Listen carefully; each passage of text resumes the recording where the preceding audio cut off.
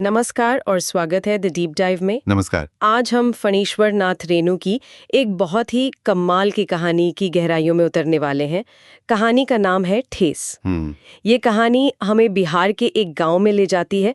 वहाँ एक कारीगर है सिरचन, और ये कहानी सिर्फ उसकी नहीं बल्कि एक कला की भी है जो धीरे धीरे अपना वजूद खो रही है। और आज हमारा मकसद सिर्फ कहानी सुनाना नहीं है, हम ये समझने की कोशिश करेंगे कि ये कहानी आज के दौर में भी इतनी जरूरी क्यों है। सही बात है। ये कलाकार की स्वाभिमान की, उसके आत्मसम्मान की कहानी है। हाँ। और ये सवाल भी उठाती है कि बदलते समय में हुनर की असली कीमत क्या है, पैसा या सम्मान।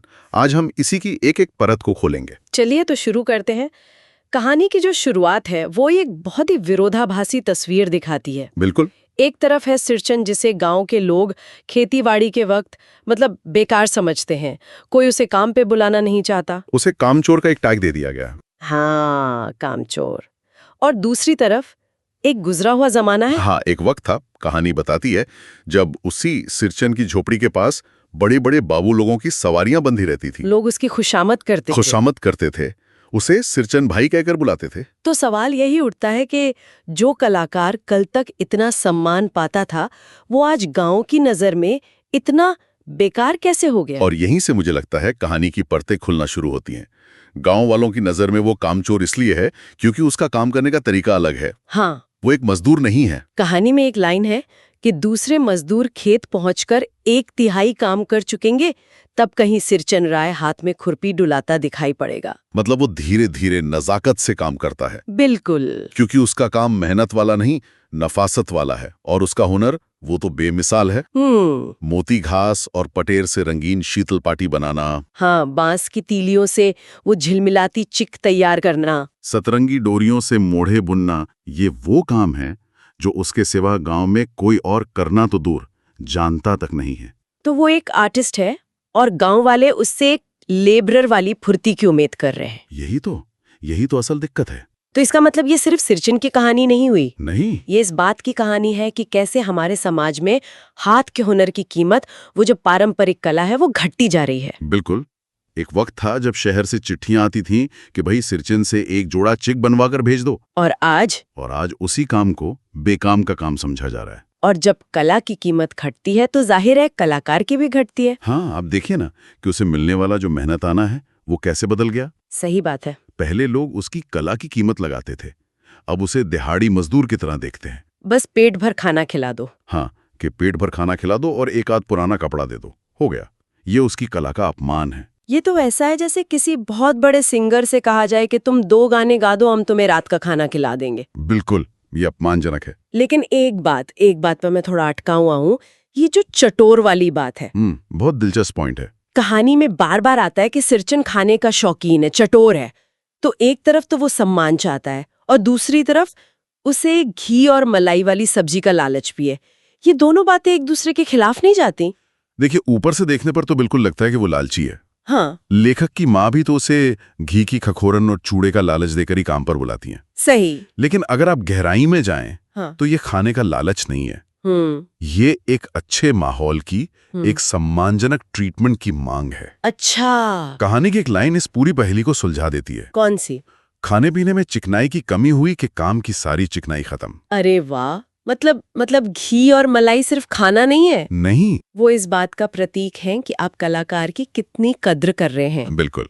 अगर आप उसे रूखा सूखा खाना देंगे तो उसके काम में भी वो चमक, वो बारीकी नहीं आएगी। ये तो कमाल की लिखाई है। रेणु जी ने एक लाइन में पूरे किरदार का मनोविज्ञान समझा दिया। एकदम। वो खाना नहीं मांग रहा, वो कह रहा है मुझे खास महसूस कराओ क्योंकि मैं खास काम करने आया हूँ। उसका पेट भरना काफी नहीं है, उसका मन भी तृप्त होना चाहिए। और शायद इसीलिए वो मुंहजोर भी है ना? अपनी बात कहने से डरता नहीं। बिल्कुल, वो अपमान बर्दाश्त नहीं करता। जब भज्जू महाजन की बेटी ने उसे बस खेसारी का सत्तू खिलाकर काम करवाना चाहा तो उसने मुंह पर कह दिया, बड़े लोगों की बस बात ही बड़ी होती है। वो अपने हुनर की कीमत जानता है और चाहता है कि दूसरे भी जाने। वो अपनी बाउंड्री सेट कर रहा है। और कहानी का जो मुख्य हिस्सा है वो इसी स्वाभिमान पर हुई एक चोट के इर्द गिर्द घूमता है। हाँ।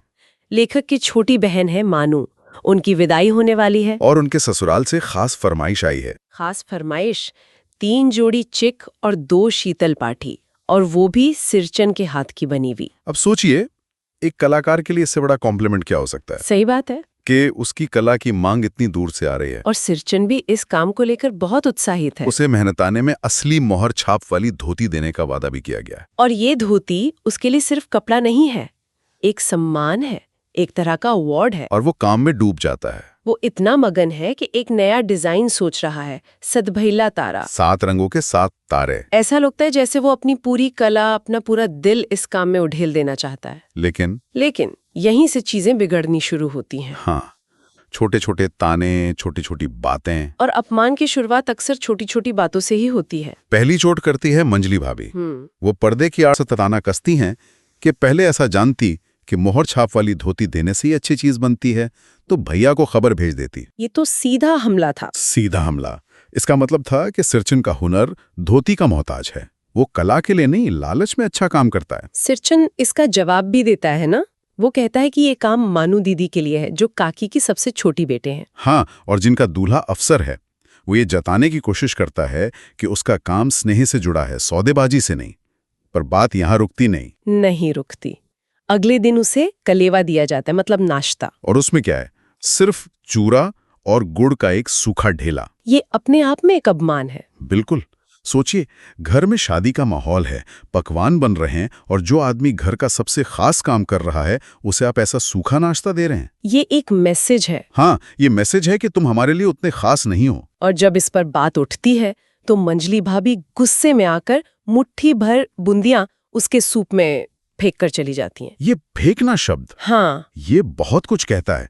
ये देना नहीं है, ये तिरस्कार है, एक तरह की बेइज्जती है। लेकिन ये सब तो छोटी छोटी चिंगारियां थीं। हाँ, असली आग तो इसके बाद लगती है। असली ठेस अब लगती है, वो पल जो सब कुछ बदल देता है। होता यह है कि मानू, जिसे सिरचन बहुत मानता है, हाँ। वो चुपके से उसे एक पान का बीड़ा दे देती है।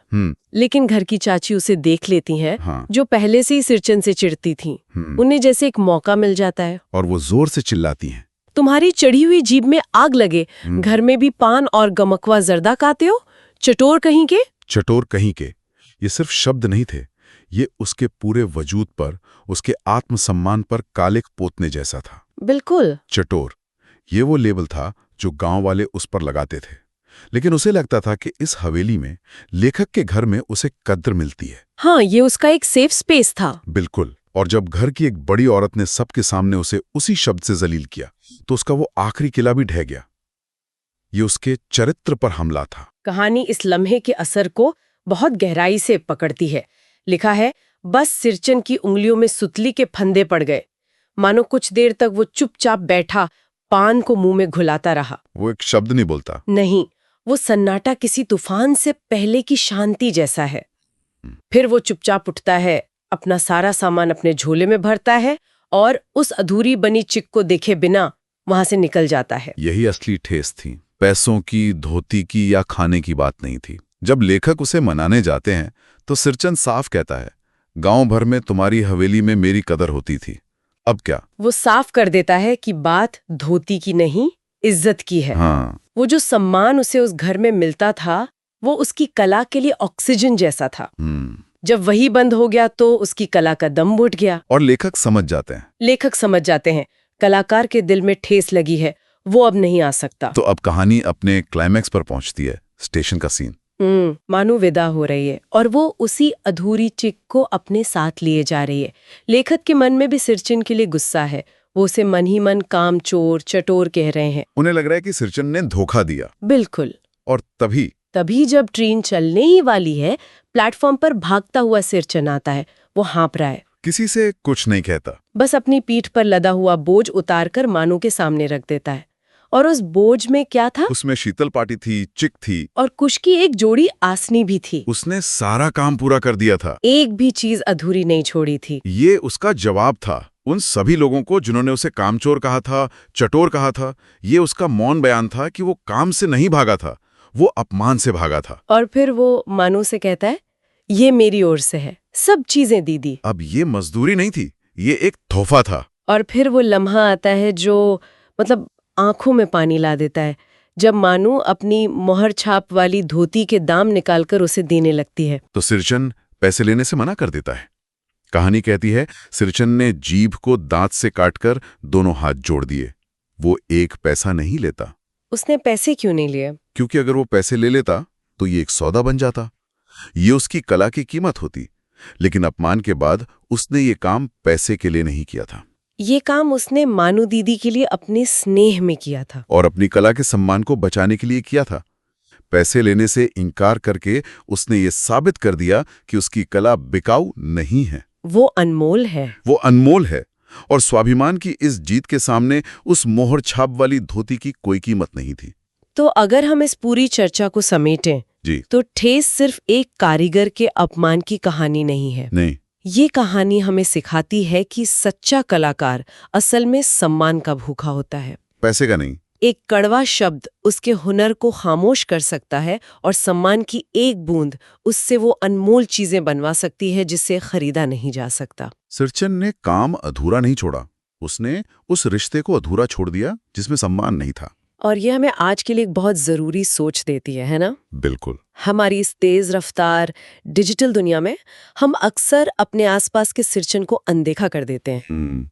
वो लोग जिनके पास पारंपरिक हुनर हैं, जिन्हें शायद हम पुराने जमाने का या धीमा समझते हैं। वो कोई कुम्हार हो सकता है, कोई बुनकर, कोई गली में गाने वाला गायक। क्या हम कभी रुककर उनके हुनर की, उनकी कला की सराहना करते हैं, या अनजाने में ही अपने शब्दों या अपने व्यवहार से उनके दिल को ऐसी ठेस पहुंचा देते हैं जो शायद उनकी कला को हमेशा के लिए खामोश कर दे?